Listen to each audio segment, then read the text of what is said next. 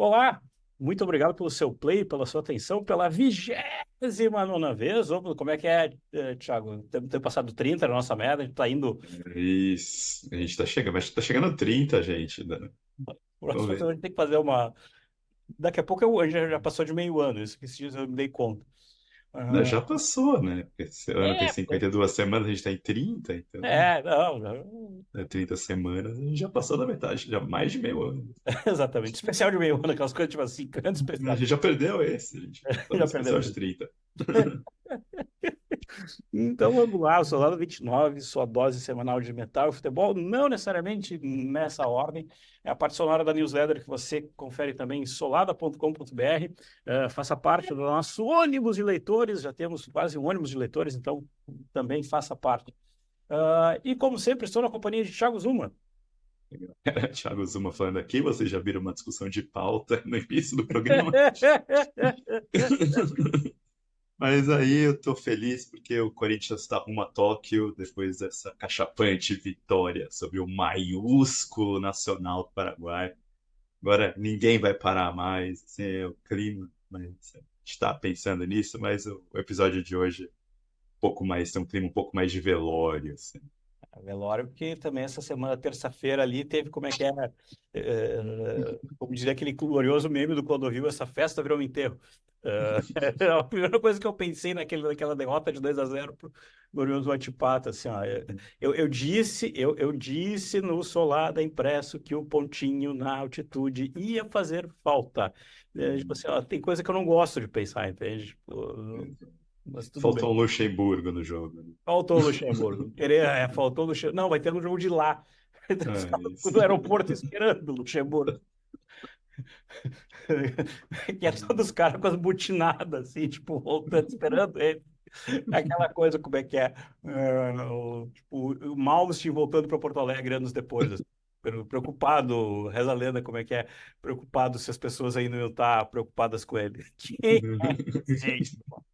Quem lembra, né? Exatamente, que é. Mas o Temos um episódio do Solada sobre isso. Procure exatamente. lá. Da história da opinião.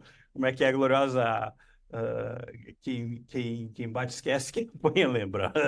Perfeita. Mas semana passada teve uma data que foi importante, ela é o epicentro de tudo que a gente vai falar hoje. 5 de abril de 94, na verdade, a gente estava até ali olhando, todo mundo descobre a notícia em dia 8, mas é 5 de abril de 94, o ídolo de uma geração tirou a sua vida citando Neil Young. É melhor queimar de uma vez do que ir se esvanecendo, do que ir se diluindo aos poucos. Kurt Cobain se foi basicamente o poster boy, o cara de uma geração que ele também vai muito novo. E para completar todo esse, coisa assim, completar todo esse clima complicado do grunge, assim, 8 anos depois, o Lane Staley, a voz do Alice in Chains, também morre.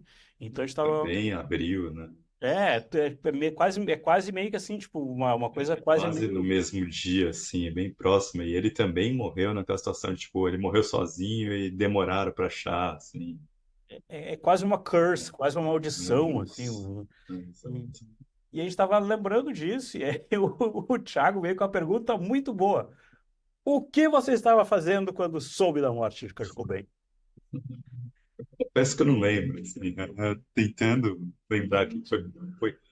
Eu devo ter ouvido fatalmente pela rádio, ali, né? Porque eu morava na roça ali, a gente conseguia meter nos esqueminhas de botar bombril na antena, colocar, jogar o cabo para cima da antena da televisão, fazer tudo. Eu conseguia ouvir 89 e 97, que são duas rádios rocks aqui da cidade de São Paulo, da grande São Paulo, e a gente conseguia fazer pegar lá na época, não tinha retransmissão.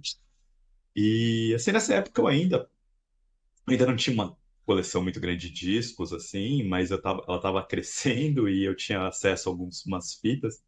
Então, eu ainda gastava minhas tardes, assim, eu tinha aula de manhã, à tarde era meio que às vezes ouvindo rádio, às vezes ouvindo as CDs ou as fitas que eu tivesse porventura ali. E nesse dia, efetivamente, deve ter por ali que eu devo ter ouvido.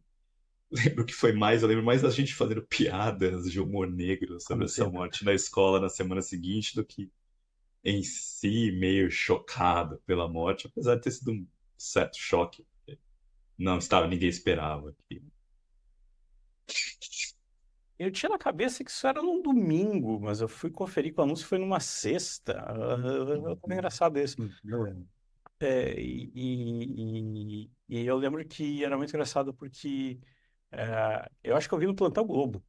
Sabe aquelas coisas, tipo assim, eu tenho alguma memória da TV, tipo, do Eu lembro do Jornal Nacional, assim, consigo lembrar do Jornal Nacional dando a notícia, mas eu já sabia quando aparecia no Jornal Nacional, então não era uma novidade. Eu lembro do Glorioso, eu não sei porque eu fiquei com o Plantão Globo na cabeça, assim. E Uhum. aí coisas que a internet vai forçando depois, eu lembro muito mais do vídeo da MTV que você tem no YouTube, com limitado, aquele anúncio. E eu acho que para mim foi uma coisa que talvez o que mais pegou foi isso que o Argueto falou, assim, acho que foi a primeira vez que alguém que eu comprava disco morreu. Sabe, tipo assim, aquela coisa tipo, tá, mas e aí? E era. Porque tem também aquelas coisas, como é que é? Old Man Yell at Clouds, assim, momentos da dupla Old Man. Não era tão fácil você conseguir um CD, você conseguir uma coisa. Então, tipo, perder alguém tem um valor pior do tipo, e agora? Tipo, e como fica? Entende? Eu lembro até que teve a morte do Fred Mercury um pouco antes. A morte do Fred Mercury, eu lembro, sabia quem que é, lembro. Mas a morte do Fred Mercury, de alguma forma, assim, foi uma notícia que apareceu e aí tinha a questão da AIDS, foi uma coisa muito menos, tipo, beleza, ele estava doente e veio Exato. morrer. Apesar de a notícia da morte ter vindo junto com a notícia que ele estava com AIDS, então acaba sendo o choque da morte, mas o Queen estava afastado da vida, as coisas, não era uma banda que estava tocando ao vivo, nada, apesar de ainda continuar tocando em rádio. Do Kurt, não, do Kurt até tinha as notícias, que na época eu nem estava tão inteirado, assim, dos problemas que ele já tinha tido, das overdoses, quase mortes que ele já tinha tido. Então, quando veio a notícia da morte dele, para mim foi meio que de surpresa, assim, no primeiro momento. Não lembro de ter sido um baque tão grande, assim, lembro mais de ter sido, poxa, o cara era novo, né? Exato. E estava falando um pouco, tu estava comentando isso, assim, de estar na roça. Eu lembro que, para mim, era uma coisa que, quando foi, eu já tô meio que descolando um pouquinho do Nirvana ali. Era a época que eu estava trabalhando como é que é, de secretário do meu pai, lendo o Diário Oficial, e catando O nome é os as protestos intimações, assim. as intimações daquela letrinha miúda, desgraçado. E vendo o que que eu tinha que tirar xerox, porque era do outro lado da página. E, e como é que é? Eu tinha exatamente uma tabela, 2 semanas de trabalho igual um CD, assim, na minha cabeça. Tipo, a currency, assim, o salário da coisa, o câmbio era, tipo, 2 semanas de salário no CD. Acompanhando publicações, né? Esse é o Exatamente, papel. exatamente. E é muito engraçado, porque eu comprava disco e top rock, que é uma coisa que, tipo, ninguém mais Top lembra. Rock, é porque não chegava Rock Brigade lá, chegava Exatamente. Bis, mas eu lembro muito disso, que tem essa transição, que é também para mim é 93, 94 que acontece, que é de parar de ler bis, que era o que eu li até 92, para 93, 94 você está entrando no mundo metal, você quer ler pop rock, da top rock, que depois vai virar metalhead, que não chegava na Rock Brigade, né, nos confins do mundo. Rock Brigade era difícil de chegar. Então eu top rock, é isso mesmo. Não, é bem por aí. E aí eu lembro que já era uma coisa do tipo ali, aquela fase do Inutro, eu entendi um pouco, mas já não me apetecia, já não era uma coisa tipo assim, tá, eu gostava do clipe de Heart Shaped Box e tal, mas era uma coisa que já não me colava. Hoje eu entendo muito da história, do peso da fama, de toda a reação e tal, Uhum. mas na época não colou muito. E eu nunca vou esquecer, toda vez que eu falo de Nirvana, eu conto essa história, porque ainda na época de Três Mágicos, que, tipo, sei lá, aquelas coisas, tipo assim, que o André tem o Nevermind. Então, tipo assim, eu fui em alguma festa só porque eu tinha o Nevermind, entende? E que eu sempre gosto de lembrar que todo mundo diz assim, ei, toca Nirvana. Eu colocava Nirvana, faixa 7 Territorial Pissings. E aí era aquele, e todo mundo, que isso? Eu falei, nossa, eu quero Nirvana. E eu acho que ali também já estava desenhando um pouco dessa coisa, tipo, tá, é legal essa banda, mas eu quero uma parada mais pesada, assim. E falando em peso, Thiago, você já estava viciado em drogas mais pesadas com o Maiden nessa época ou ainda estava Nirvana ali? Então, em 94, eu já tinha passado pelo meu ano de catequese aeromeidenística, assim, que foi em 93, que foi quando eu descubro o Live After Death, ali pro início de 93, a fitinha vira e aí eu começo só a ouvir Iron Maiden. Basicamente, o ano de 93 foi alucinando na discografia da Iron Maiden. E assim, óbvio que você acompanhava uma coisa ou outra, Sepultura novo, os turnês que iam acontecendo. Mas era vidrado, era basicamente o dia tinha 2 horas dedicadas a ouvir o disco da Iron Maiden com as letras até decorar as letras, assim. Você e Raquel Shirabali, Mas aprendendo história ouvindo isso, Iron Maiden. exatamente. É, não exatamente, não, mas... Aí em 94 eu já tô começando a expandir um pouco. E aí em 94 eu já tem o Angra que tá ali aparecendo com o Viper e já tem o Dream Theater que já tá aparecendo ali na minha lista. Então eu já tô começando a ver, eu não tô mais tão focado só em Iron Maiden, já tá uma coisa mais variada, assim. E eu lembro, assim, que do Nirvana em específico, é quando saiu Hot Chip Box em 93, I Rape Me também que tocava, porque eu gostava das duas músicas, achava que as duas músicas eram bem legais, mas não o suficiente para que eu fosse ou comprar o Inútero ou tentar achar alguém que tivesse Inútero para gravar, tava atrás de outras coisas, então ele tava bem ali. Tocava na rádio, eu achava legal, mas ao mesmo tempo não era uma coisa que, nossa, tenho que ouvir isso. Acho que até por isso, de certa forma, que a Morte não me choca, não era uma banda mais que eu ouvia tanto assim. E tem um evento aqui que também é importante, olhando um pouco mais Brasil da coisa, que ali, 93, tem aquela fatídica apresentação do Hollywood Rock, tu já dá risada, porque eu já lembro. Aquela fatídica apresentação do Nirvana no Hollywood Rock era um negócio que, assim, tipo, a Globo vai transmitir, tipo, bah, vai ter o show do Nirvana, vai ter um negócio, tipo assim, tipo, pô, vai passar ao vivo, aquele negócio, tipo assim, bah, para tudo, porque a TV é minha nesse dia. E sempre lembrando, para quem, acho que deve ter no YouTube isso, o Kurt tá possesso da história, como é que é? O show de uma bancado por uma empresa de cigarro, público todo ali. E ele tem o. Eu sempre brinco que o melhor momento daquele show é a hora que o Flea entra, tipo, vai lá, faz uma graça e vai embora. É, E o Flea fazia a partezinha de saxa, sei lá qual é o instrumento exatamente da. Eu trompetezinho. Smell Like Teen Spirit, trompetezinho, Smells Like Teen Spirit. Exatamente. E era uma coisa que ele pega e faz, para quem não lembra, deve estar no YouTube. O Kurt Cobain toca uma na frente da câmera. Ele vai pro câmera, ele procura o câmera, e ele manda ver. E eu lembro que na época eu falei, que é isso? Que o cara tá fazendo? Mas anos depois eu entendi. Passado anos depois eu dizer, não, isso aqui é o cara derretendo e o cara. Aquilo ali é muito mais uma performance artística do que uma performance musical, digamos assim. Isso. É, assim, Olhando para pra aquele lembrar. momento. Vai. Então, né, assim, vamos entrar ali, né? Que o Hollywood Rock foi em janeiro de 93, assim, e o Nirvana tá num auge ainda. Brasil, assim, só vai pegar o grunge no Brasil. Em 91, só conhecia essas bandas de grunge quem tava ali muito antenado. Eu lembro muito de quando estreia o clipe de Thomas One na MTV em 92, que a MTV meio que forçando a barra, tipo, vocês têm que gostar disso porque isso foi o primeiro lugar da Billboard. Exatamente. Isso tem no primeiro lugar da Billboard. E, assim, 93 tá aquela coisa monstruosa do Nirvana. Acho que 93 já tá o clipe da Sliver rolando ali, do Seed. E o Nirvana tinha vindo tocar em Buenos Aires em outubro, no final de outubro de 92. E eles, acho que tem uma banda de mulheres que abre, que chama Calamity Jane, e os argentinos vaiam a banda. E aí o Kurt Cobain fica bravo com isso, pô, estão vaiando a banda só porque é uma banda de menina e tal. Kurt Cobain era um cara ultra feminista, Sabe? assim. E ele faz um show que ele começa só tocando música do City que ninguém conhecia do City, ninguém conhecia. E não toca os meus Action Spirit no show. E assim, pô, outubro de 92, Nirvana vindo tocar, ele não toca a música, né? E aí, quando ele vem tocar para os shows do Hollywood Rock, tem cláusulas contratuais de que eles têm que tocar Smells Like Teen Spirit. E acho que até aí vem de tocar vem o Flea para participar, sabe? Uma certa obrigatoriedade de tocar essa música. E pro show de São Paulo, que a gente tá falando do show do Rio, o show do Rio foi esse caótico. O de São Paulo foi muito pior.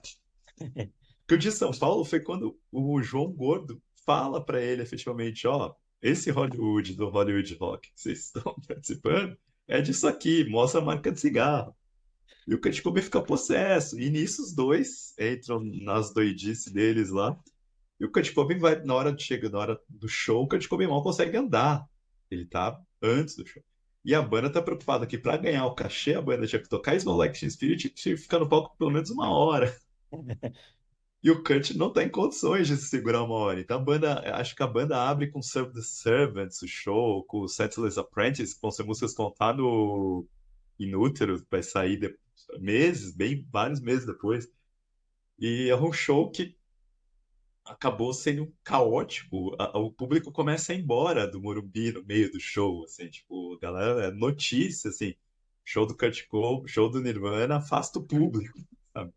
E acabou ficando histórico, porque não se tem gravações inteiras desse show, não tem bootleg inteiro do show de São Paulo, mas é um dos mais requisitados, assim. Galera desesperada para ter isso, porque isso acabou ficando um documento histórico de várias músicas executadas pela primeira vez ao vivo, do que seria o Inútil. E por tal, o Kurt nesse estágio lamentável da banda, achando, pô, será que a gente consegue chegar em 1 hora? O que vai acontecer? Não, tô olhando aqui, ó. Como é que é? School e Drain You abrindo o show, entende? Uhum. Ah, aí vai ter trecho de Run to the Hills, Heartbreaker, We Will Rock You, Should I Stay, Should I Go? Tipo assim, tem exatamente, tipo assim, ó, Kurt Cobain on drums, entende? Tipo, Então, isso, os caras são completamente malucos, shows. e tá aqui, ó, como é que é? Acordo com notas do Glorioso Setilis FM, 28ª música do show, Heart Shaped Box, pela primeira vez tocada ao vivo, e fecha o show, Scentless Apprentice, a primeira vez tocada em show. E é isso, então, os caras estão, e é um show, então, 28 músicas, mas 28 que nada tá tocando inteira, porque os caras estão 28 na Palm Deck, assim, rapidinho. assim, passando toca 30 segundos de cada coisa ali. Então, assim, quem foi nesse show, assim, que eu sei que tava nesse show era o Cassiano, assim, Cassiano fala que foi um negócio meio maluco, assim. Cassiano é um amigo nosso do fã-clube do Dream Theater, ali, escreveu pra Rolling Stone por um tempo sobre música. Agora, assim, se a gente vai pensar mais um pouquinho para frente ali, né? Esse é o show de janeiro de 93, e em setembro sai o Inútero e começa a dar uma. Assim, tem um grande momento antes disso, nesse intervalo, que é a capa da Time Magazine, sai com o Ed Vedder na capa, e quando a Time está falando, a gente está escrevendo uma matéria sobre grunge, tanto o Ed Vedder quanto o Kurt Cobain, as duas bandas fazem um acordo de a gente não vai dar entrevista para isso tá na Time, é alguma coisa completamente É tudo contra o sistema. que é. E aí ele sai na capa, tipo, Gosto do Verão de 93, alguma coisa assim, All que the o Rage. Ed Vedder sai na capa, assim. É aqui, ó.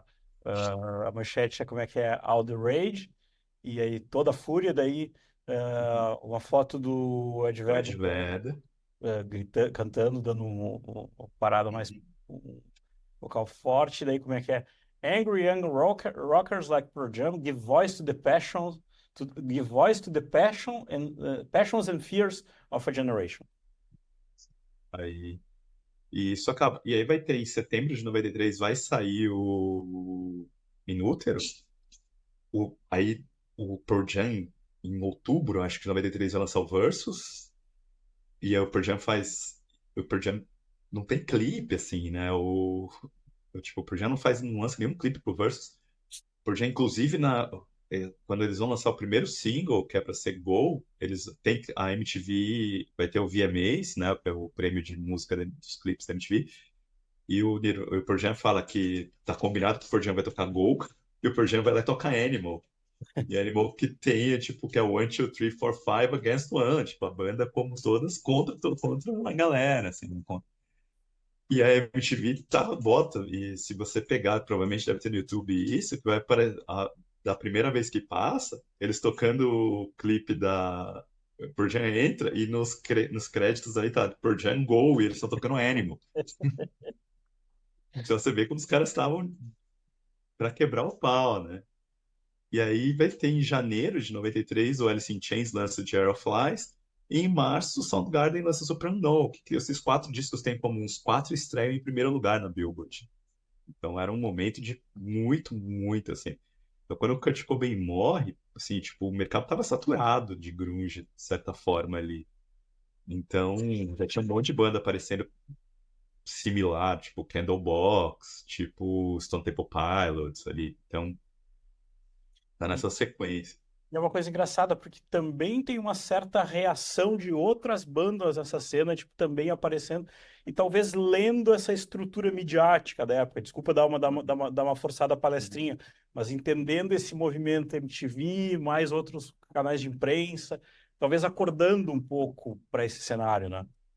Eu acho assim, talvez as pessoas. Acho que a morte do Kurt Cobain, de certa forma, vai gerar um baque do tipo, tá indo muito fundo do poço isso, sabe?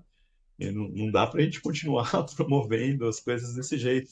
E acho que o próprio público começa a olhar e falar, opa, não é só brincadeira isso, vamos, talvez seja na hora de dar uma dosada, assim. E então, talvez pode-se dizer que o mercado está saturado, mas ainda o Candlebox, Stone Temple Pilots e o Smashing Pumpkins vão ter os discos mais vendidos de 1994. Stone Temple Pilots vai lançar o Purple, que eu subi no disco, que também vai fazer um sucesso engraçado. Candlebox e o Smashing Pumpkins são discos que eles lançaram em 93, que vão seguir vendendo feito pago em 94. Mas aí, ao mesmo tempo, outros estilos mais leves, de certa forma, começam a fazer sucesso. O Oasis lança o Definitely Maybe, que é o disco de estreia deles em agosto, um pouco mais pra frente, e aí vai trazer o Britpop, que já era um movimento bem funcional pelos Estados Unidos, ali do Stone Roses, do Blur, do Manic Street Preachers, e esse movimento vai ganhar a estratosfera depois do segundo disco do Oasis, mas o Oasis começa a levar isso para ficar muito mais pop. E aí a gente vai ter um novo punk. Você pensar que o Nirvana tem características meio punk ali, vai surgir um punk bem chiclete bubblegum ali, com o Green Day e o Offspring. E a gente brinca assim, como é que é? Ah, aquela coisa, quem diz assim, era uma coisa meio engraçada que na época, se você gostasse de Green Day, você olhava e dizia assim, você tá gostando de Green Day? Tipo, isso é uma coisa de criança, isso é uma coisa que, tipo, É o pop mas, punk, punk chicletinho, assim, né? Se mas quer ouvir punk de depois verdade, vai ouvir Gibi Age, né? Ouvir Ratos, exatamente. assim. Porque a gente que era do metal era meio isso, assim, eu gostava das músicas, mas eu tinha que meio que, não, eu gosto de Green Day, a música é legalzinha, mas pô, bom é Ratos, sabe? Mas assim, né? E aí você vai pensar que, tipo, por um outro lado também você tem o Nine Inch Nails e o Pantera se firmando com coisas um pouco mais left field, mas ao mesmo tempo você tem Cranberries, Counting Crows, Collective Soul, fazendo muito sucesso. Né? Tá falando como é que é, tá falando do Nine Inch Nails. Agora, como é que é, o Trent Reznor foi escolhido um dos homens do ano lá pela GQ, e aí tem todo o auê, tipo assim, como assim o Trent Reznor e o Atticus Ross, a capa da GQ, pegar fanbase, mas Roots em 2024 tretado. Isso. Mas falou uma coisa que é bem interessante, assim, que é essa coisa de repensar. E também tem um certo movimento. Se o grunge é o movimento, como é que é, da camisa de flanela e companhia limitada, parece que aqui tem uma volta de um movimento um pouco mais estético. Você falou um pouco do. Tá falando do Oasis, com a história do Britpop, bem aquela coisa, Oasis, Blur, Companhia Limitada, aquela coisa que você olha aquela coisa lá do Oasis, querer reinventar Beatles e Companhia Limitada. E essa questão visual é importante, assim, eu tava lembrando que, ok, assim, a gente for olhar muito mais para uma coisa dessa importância, nessa história da MTV, tem que ter uma produção visual, tem que ser um visual bacana, daí a gente estava lembrando como é que é. Isso vai até para outras áreas. O Bon Jovi apostando cada vez mais no poder do avatar do seu Humberto Gessinger ali, tipo, vamos mostrar o cara que é o dono da banda, vamos ficar no dono da banda. E depois o próprio Aerosmith, a gente brincava como é que é aquela estética do Aerosmith, né? A Alicia Silverstone, mais uma historinha para pegar o Nerdola. Foi perfeito Exato. na época. Isso. Né? E é o que a gente fala, e você começa a ter essas bandas de rock fazendo sucesso com baladinhas, assim, que é talvez para baixar um pouco o tom, né? O Bon Jovi vai ter a Always puxando a coletânea Crossroad, e Bon Jovi tinha feito um disco tentando sair do hard rock oitentista que tinha sido Keep the Faith. Não tinha sido tão bem recebido, apesar de ter feito certo sucesso. Mas a Always vai fazer um sucesso com o Crossroads, depois o Bon Jovi no ano seguinte vai lançar o In Desarmes, que vai ser um sucesso trondoso também. E o Aerosmith já tinha o Get a Grip fazendo sucesso, mas aí as baladinhas que vão levar ao extremo, assim. E você pensar em 93, final de 93, o Meat Loaf lança a segunda parte da Battle Out of Hell, e o disco vai vender uma enormidade em 94 também, calcado no clipe da I Do Anything for Love, But I Won't Do That, que ninguém sabe o que é o Do That que ele vai fazer. E é muito engraçado que o próprio hard rock autentista também vem ali e coloca algumas E, outras coisas para tentar se isso, modernizar, assim. exato, assim, o hard farofa, hair metal, hoje que me chamam, eu gosto mais de hard rock oitentista, porque pra mim hard rock não chega a ser metal. Eles vão tentar entrar nessa cola do grunge, de tentar noventizar o som deles, assim. Já tinha acontecido com o Warrant em 92 no Dog Dog, mas ainda ele tá mais na cola do Slave to the Grind, do Skid Row, que é isso, do que o que vai ser as bandas em 94, Tesla com Busta Nut. O Great White com o COA, um pouco menos, que o COA tem uma pegada um pouco mais acústica, assim, não de unplugged de MTV, mas músicas mais focadas no violão. Tem até participação do Clarence Clemons, do Bruce Springsteen tocando sax no disco. Mas assim, o que ficou como ícone dessa tentativa é o Motley Crue com o disco auto-intitulado, né? Com o John Corabi, que é um baita disco. Eu acho meu disco favorito do Motley Crue, assim. Não só por essa sonoridade mais pé no chão, mais agressiva, mas também porque tem um vocalista que é desse, que sabe cantar, né? Mas os fãs não gostaram muito, não foi muito pra frente isso, né? E ainda dançando nesse tempo, assim, daí chega, Sim, talvez. só para falar um pouquinho, fazer uma propagandinha, essa semana num canal de YouTube que chama Rock on Board, tem um amigo meu panamenho, que é o Loquidio Panamá, o Oscar, que ele gravou um episódio só falando sobre o hard rock em 94, assim. Então, para quem quer ver, uns 7, 8 minutos é bem legal, assim. Ô, massa. Enquanto eles colocaram, lembrar, como é que é? Ao vivo a gente fala que tem que lembrar de colocar o link na newsletter também. Isso. Como é que é? Notas ao vivo do Solado. Ah, voltando para cá, pegando esse impulso. 94 tem, talvez seja o disco. O PS, um parênteses, quando a gente, nós começamos a montar o programa, eu ainda tenho muita memória, é engraçado, eu tenho muita memória afetiva do Tendo Programa, que eu acho aquele senhor disco de estreia, mas em 94 vem um disco que talvez seja um dos últimos grandes lançamentos daquela turma, que é o Super Unknown. Esse disco ele sai em 8 de março, olha a data de novo, e dá pra gente dizer que é aqui que o Soundgarden dá um passo adiante, diz assim, eu sou grande também, eu estava sempre grande, eu mereço ser grande. Isso, efetivamente sim, né? Se a gente vai colocar o Soundgarden na história ali, o Soundgarden foi a primeira dessas quatro grandes de Seattle a ter conseguido repercussão. Porque tanto no underground, eles vão conseguir se cacifar bem no underground, como foi a primeira que teve as gravadoras olhando e falando, opa, tem um potencial comercial nesse som deles, nessa estética Led Zeppelin, meio termo entre Led Zeppelin e Black Sabbath, sem soar como setentista, soando como alguma coisa nova, que é o início de carreira do Soundgarden, e tem um vocalista de um visual que dá para colocar.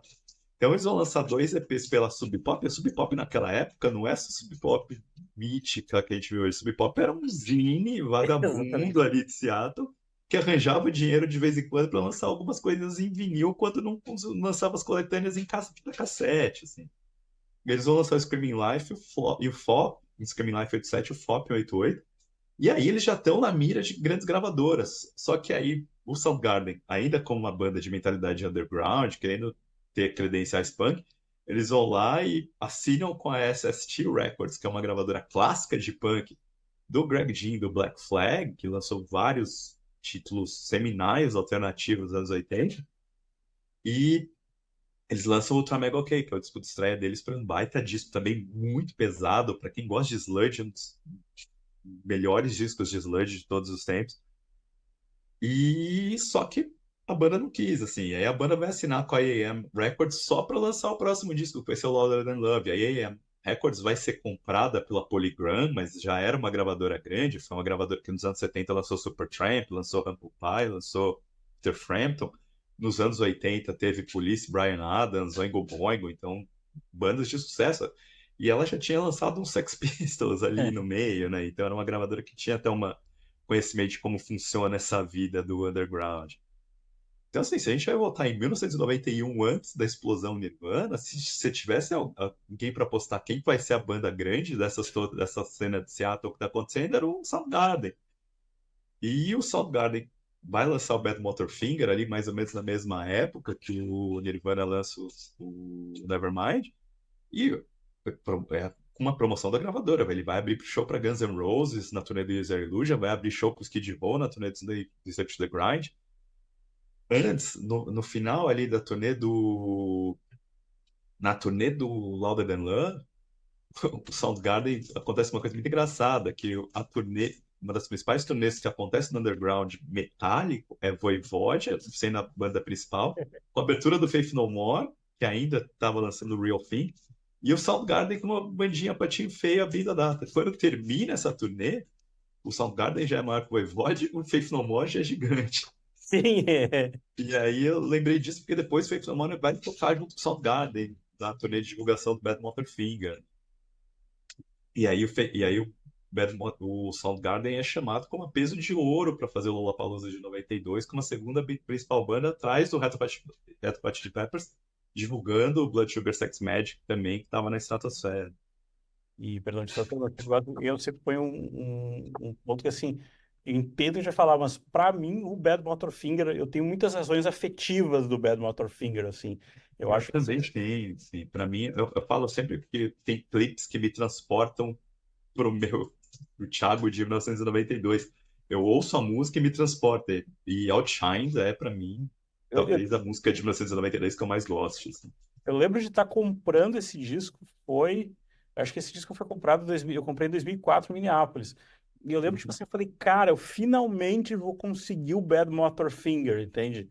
Tem um senso, assim, muito Eu porrada. comprei ele em 94. Foi quando começa a ter os importados ficam a um preço mais razoável por causa do plano real. Eu encontro ele com. E também tinha mais gente na jogada ali. É isso, né? Daí a gente vai falar o que acontece ali, né?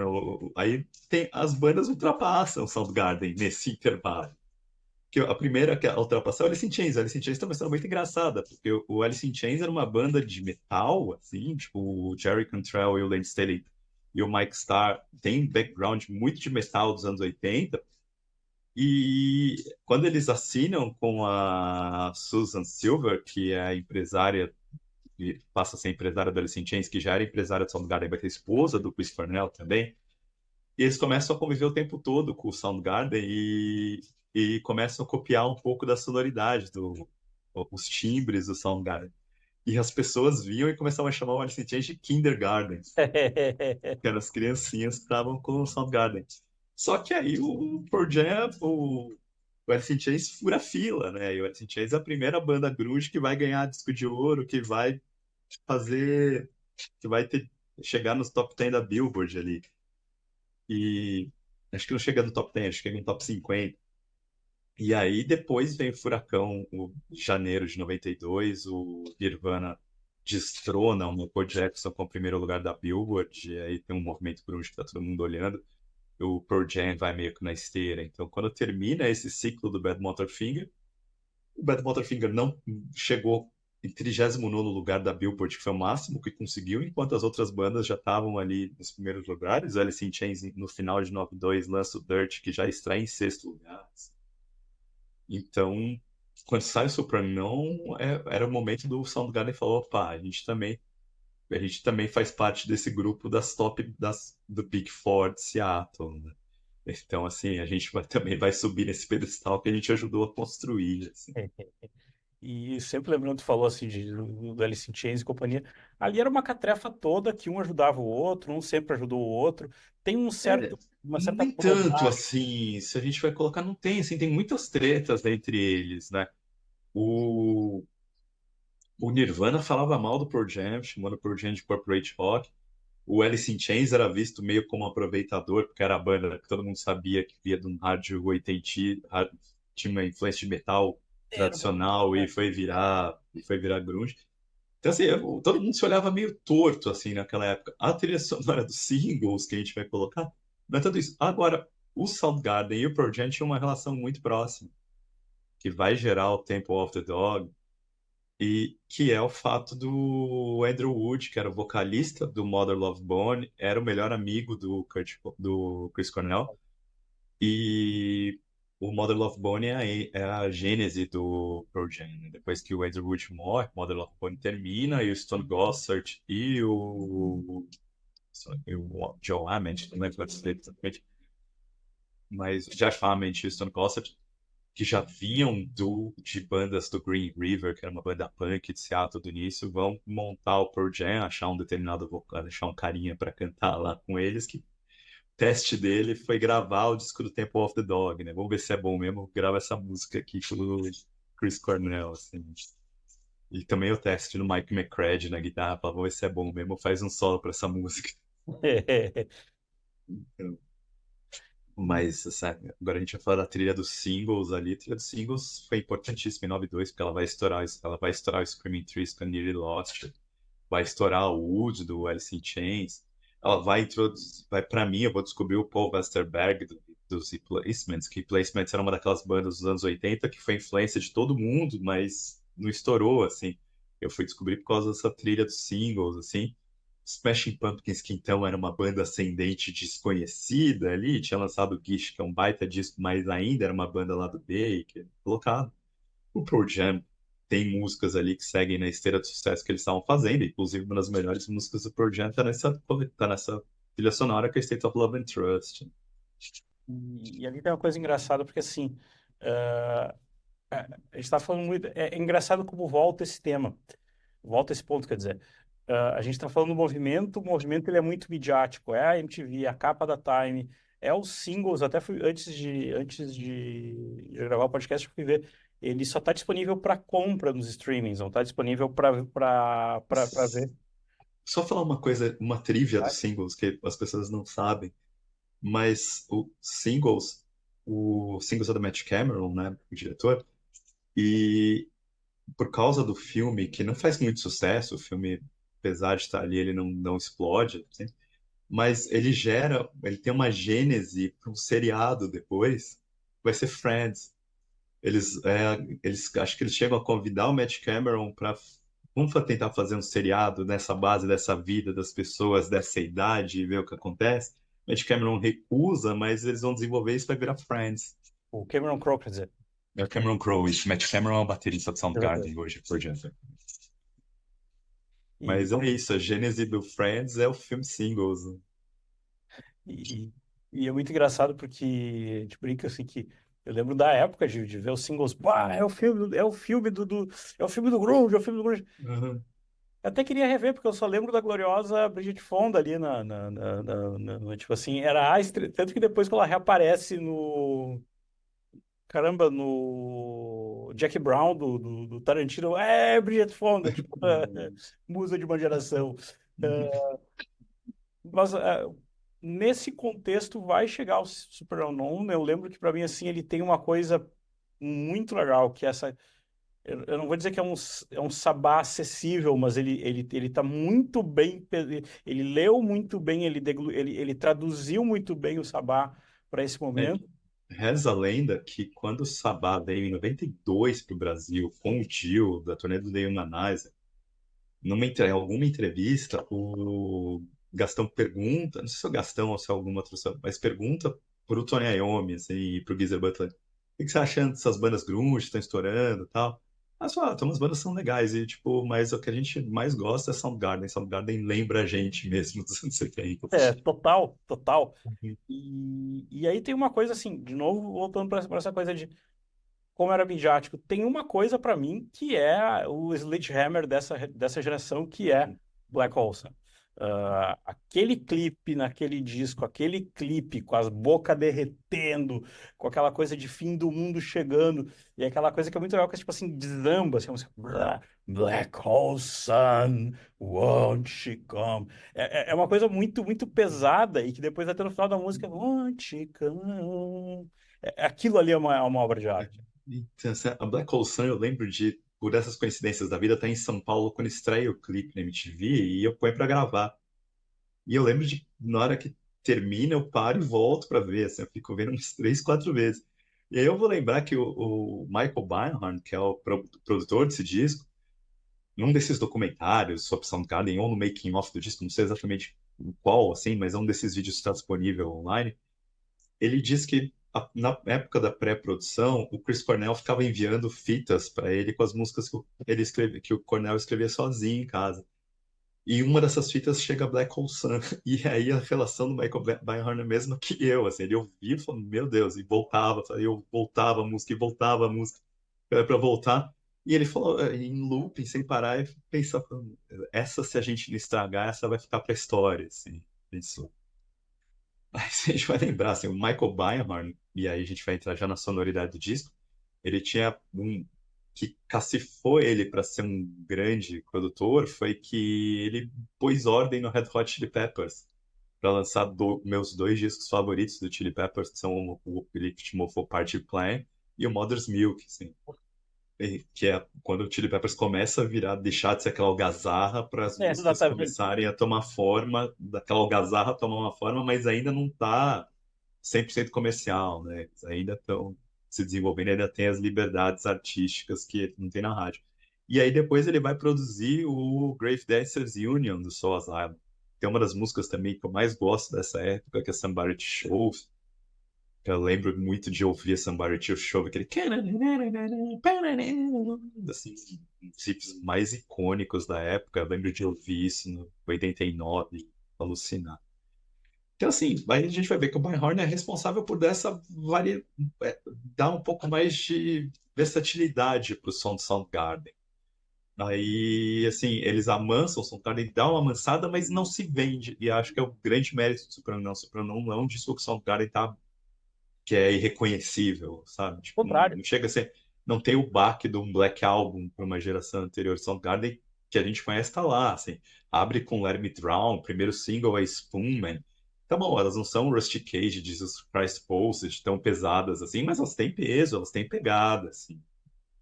Eu lembro que a primeira música que eu ouvi desse disco foi na rádio, foi The Day I Tried to Leave.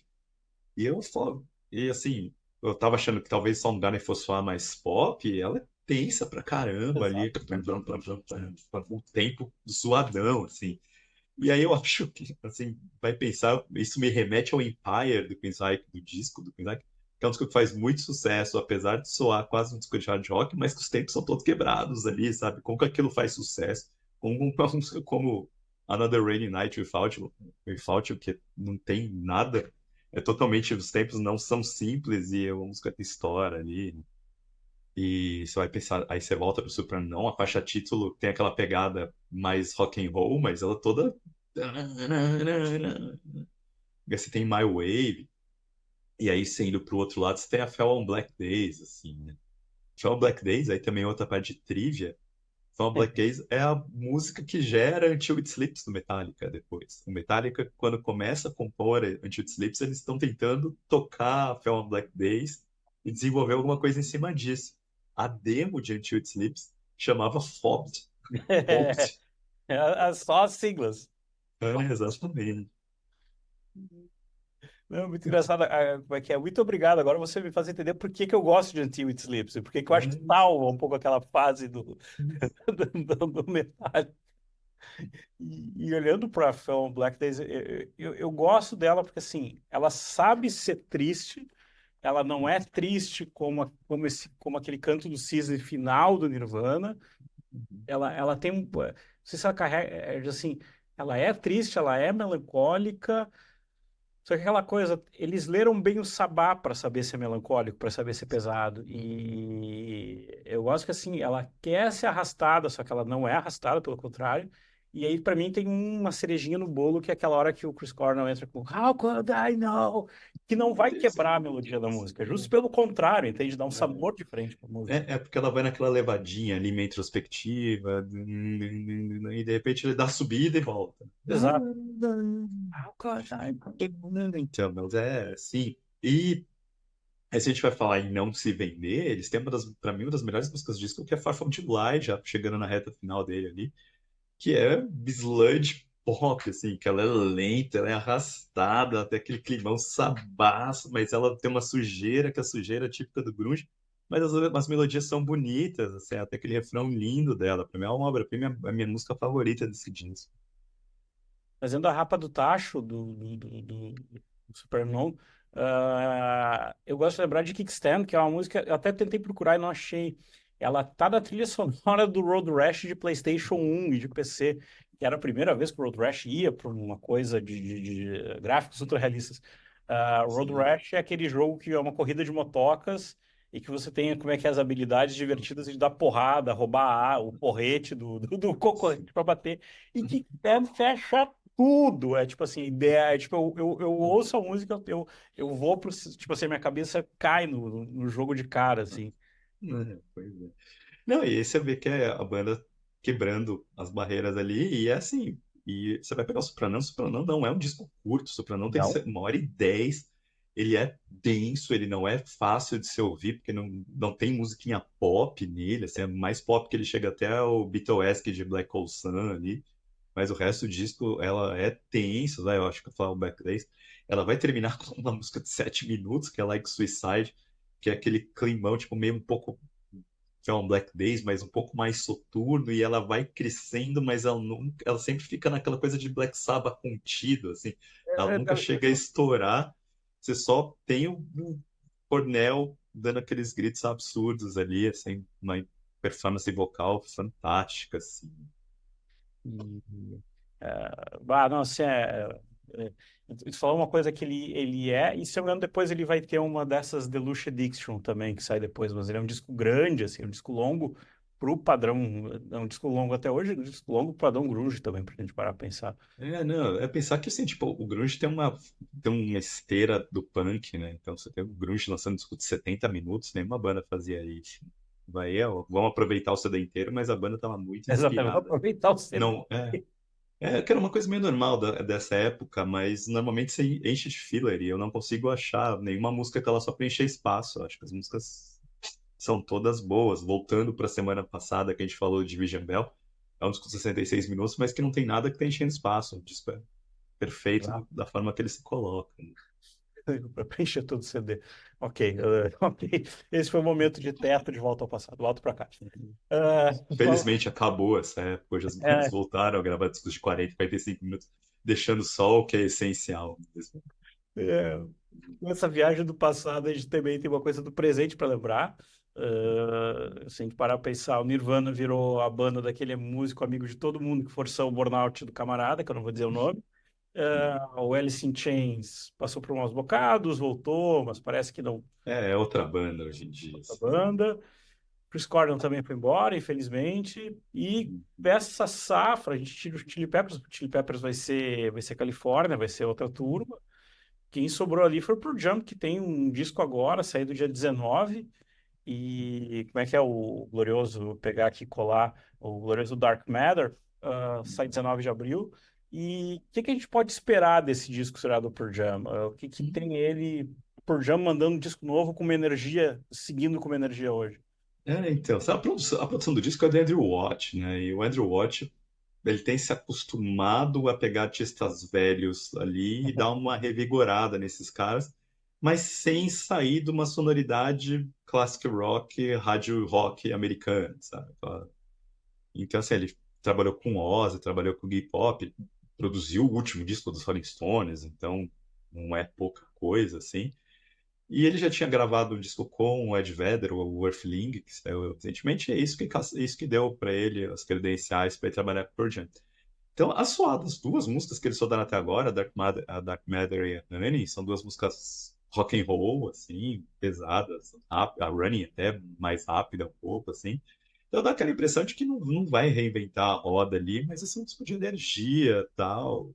Então, aquelas músicas que ao vivo devem funcionar bem junto com os clássicos, não vai ser aquele momento, ó, música nova, vou pegar a cerveja. Mas, assim, vamos ver como que vai ser o disco inteiro. Assim. Eu não sou muito fã do Andrew Watt, eu acho que as produções dele são muito pasteurizadas, são tudo muito parecido, assim. O que funciona com os artistas velhos que não conseguem nem fazer isso. Mas a gente vai lembrar que o Pearl Jam, assim, não é uma banda que eu acompanhe tanto, assim, mas o Pearl Jam tem um. Eles tentam manter essa credencial punk de espontaneidade, né? De tentar parecer uma banda que não tá à venda, que não tá colocando. E aí é uma relação traumática que a banda tem com o Ten, né? O sucesso do Ten foi muito grande, mas a banda mal se conhecia, a banda não sabia se aquela era a sonoridade que tinha, porque para quem nunca ouviu Mother Love Bone, que é a banda do Stone Gossard de Jeff Ament com o Andrew Wood, que faleceu, eles eram basicamente o elo perdido entre o hard oitentista e o grunge. Eles tinham essa coisa meio circense, não é circense, mas essa coisa meio visual, performática do hard oitentista, mas já começavam a ter uma levada um pouco mais pé no chão, que seria do hard dos anos 90.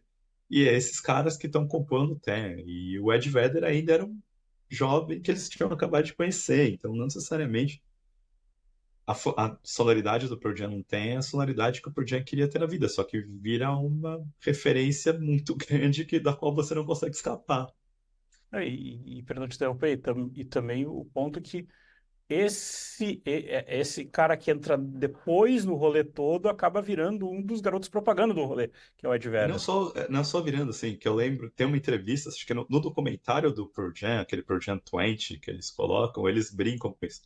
Que o Jeff Hammond e o Stone Gossard tinham, entre eles, eles não tinham a mesma musicalidade, cada um tinha uma influência um pouco diferente, e eles brigavam muito de como as músicas tinham que sair. Então, o que que vai controlar a sonoridade da banda? Aparece o Ed Vedder começa a controlar ele, assim. Para eles foi ótimo. De certa forma, foi o que fez a banda ficar, porque, tipo, não tem, o cara é muito mais criativo, o cara é muito mais, tipo, ele vem com tudo, a gente vai só ajudar a gente ser banda de suporte desse cara mesmo, não tem como a gente brigar entre nós, o cara tomar a dianteira, e ainda bem, né, que esse cara tomou a dianteira, porque o cara não é um imbecil fazendo isso, é um cara que faz isso legal. Falou do Tem, e tem uma outra coisa que para mim é muito icônica do Pearl Jam, não lembro o nome, que é aquele semi-show documentário com o Chicago Cubs. Aquele documentário é muito bom, tipo assim, a relação Nunca da vi, música com o assim. beisebol é divertidíssima, assim. Não, o Ed Vedder né? O Ed Vedder, ele se mete em umas coisas ali que ele sempre fica icônico. Ele com o Chicago Cubs ali. Exato, tipo, você passa tipo a torcer, tipo assim, você o É cara isso. sabe. É, para fechar esse episódio ficou legal. Entrando na fogueira, como é que a gente ranquearia o Big Four? Já que tu veio com a ideia, tu começa, Thiago. Não, pra mim, assim, o meu quarto lugar sempre foi o Nirvana, assim, sempre. Mas ultimamente virou o Pearl Jam, assim. Eu passei a ter um apreço pelo Nirvana depois de velho que eu não tinha antes, assim. Então, o meu quarto lugar é o Nirvana e já dou a terceira de Lambuja, que é o. Meu quarto lugar é o Pearl Jam, e a terceira de Lambuja, que é o Nirvana, assim.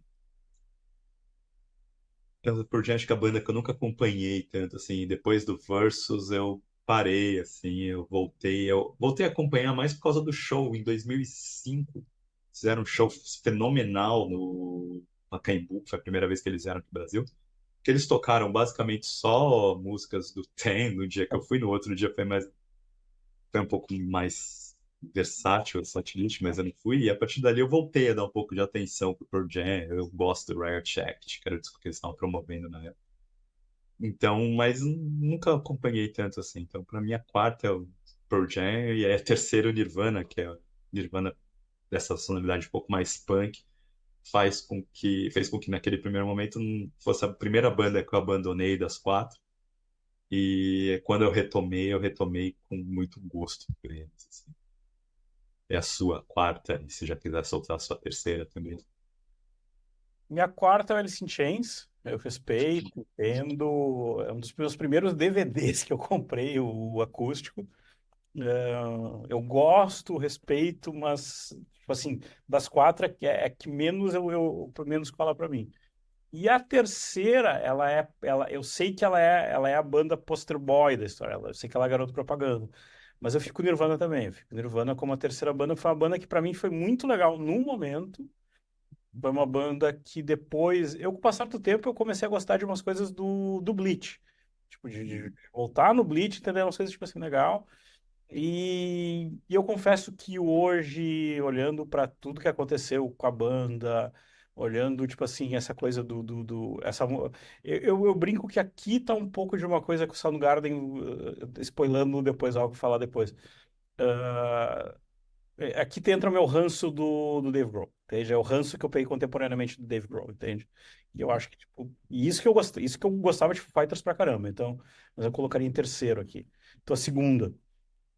A minha segunda era quem foi primeira por muito tempo, assim, né? Que foi o Alice in Chains, porque o Alice in Chains era a banda mais metal das quatro, assim. Então foi a banda que eu nunca abandonei desde que eu conheci em 92, no início de 92, com Man in the Box estourando tardiamente no Brasil.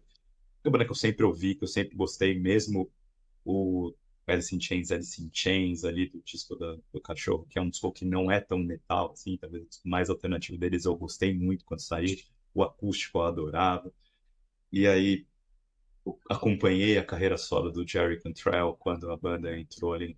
Adoro o Above, que é o disco do Lane Staley, com o Stone Gossard e com o Mark Lanegan também no Screaming Trees ajudando. Então, foi uma banda que sempre teve para mim, só nunca abandonei, nunca foi uma banda que eu deixei de acompanhar. Quando voltou, assim, antes da banda voltar, eu estava acompanhando os bootlegs com o William Duval. Quando voltou com um disco que eu acho fabuloso, que é o Black Gibbs White and Blue. Mas, assim, de certa forma é a banda que a sonoridade está ali, assim. Não vou, talvez poderia até ter baixado um pouco mais se não fosse o fato de que ainda o Dirt é um dos meus discos da vida, então teria como, assim. Eu coloquei de segundo lugar. Eu fiquei pensando muito nisso. Mas eu colocaria em segundo lugar por Jam, que é uma banda que eu preciso voltar a ela. Eu preciso realmente voltar a ela.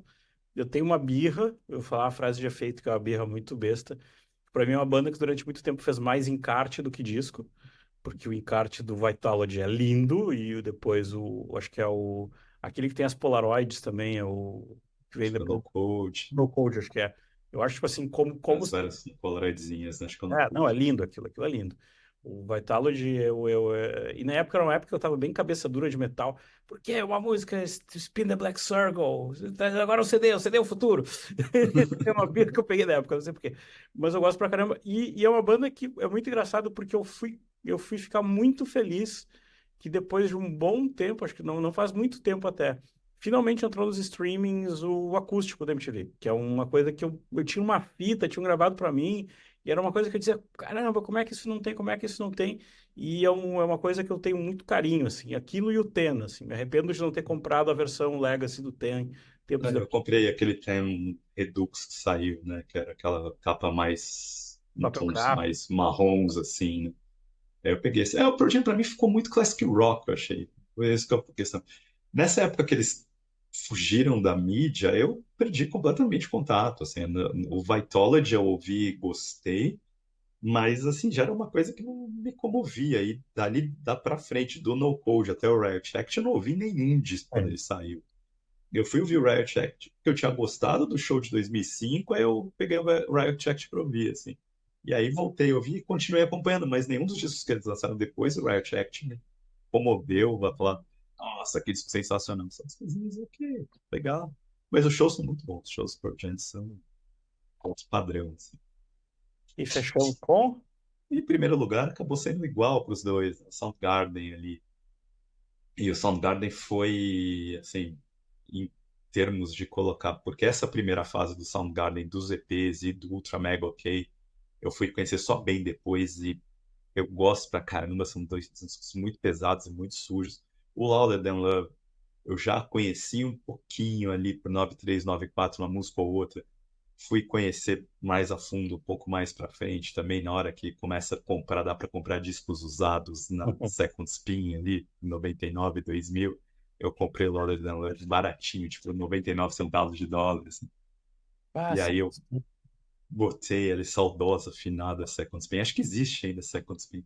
vai E eu falando lembro que eu vou de. ver. Só que não vende mais online, só loja física. Agora aí eu vi o Louder Than Love, e aí pegando esse Louder Than Love de novo, fez eu voltar a ter esse amor pelo Soundgarden. E aí que eu fui pegar o Supranon para ouvir de novo, com paciência, pegar o Up the Outside para ouvir de novo, quando aí sai e falar, nossa, pegar o disco solo do Chris Cornell, o primeiro, o For a Morning, que é um senhor disco, assim. Então, e aí, Soundgarden foi. E hoje eu acho assim, que o Soundgarden faz o Alice in Chains passar, que o Soundgarden é uma sonoridade mais diversa. Tá? Ele tem músicas para cada momento que eu quero. E não dá para deixar de falar do King Animal, que é um senhor disco de reunião ali, descasso também.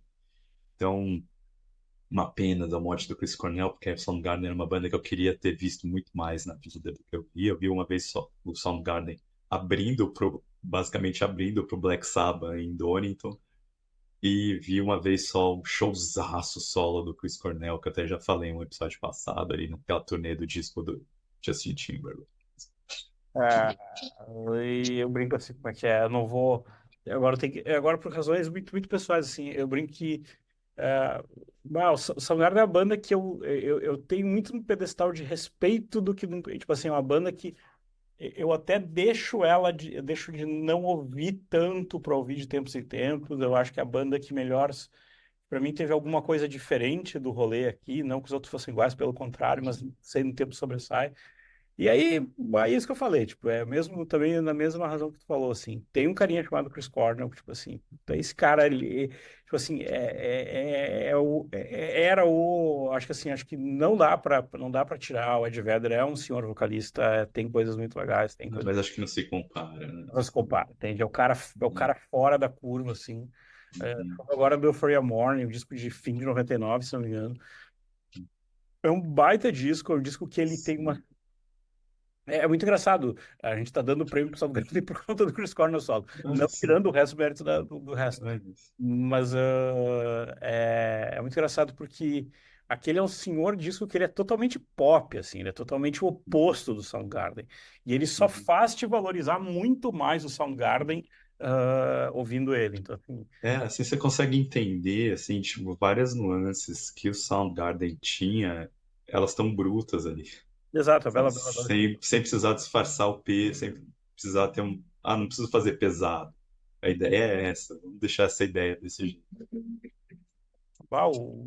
O Free Morning é assim, ó, eu tenho uma relação muito pessoal porque tava brincando assim, é o disco que eu compro quando eu voltei quando as coisas assim bem Porto Alegre assim. Eu defendi a monografia de fim de curso, fui para o centro eu morava em Cidade Baixa, mas eu desci no centro e sabia que tinha, comprei na primeira Multissom da Rua da Praia, loja que hoje só vende coisa online, vende instrumento musical Uhum. online. E eu lembro de chegar em casa, colocar aquilo assim e dormir com uma sensação de dever cumprido, sabe? Tipo, eu terminei a faculdade, sabe? Uma coisa de fim de Um ciclo. marco temporal, Não, assim. muito porrada pra mim, assim. Eu lembro disso muito direto, assim. Total Remedy Lane. Semana passada, alguns amigos meus falaram assim, não, ficou legal porque a gente foi no momento volta no tempo com o Division Bell, a gente foi mais volta no tempo ainda. Obrigadão pelo play, obrigadão pela atenção, como é que é? Acho que deve ter dado uma hora, isso que a gente queria fazer curto, mas de novo é aquela velha história. A gente é prolixo, a gente não consegue. A gente não consegue, a gente não... Exatamente. Muito obrigado por ter ouvido até aqui, muito obrigado pelo seu play, pela sua atenção.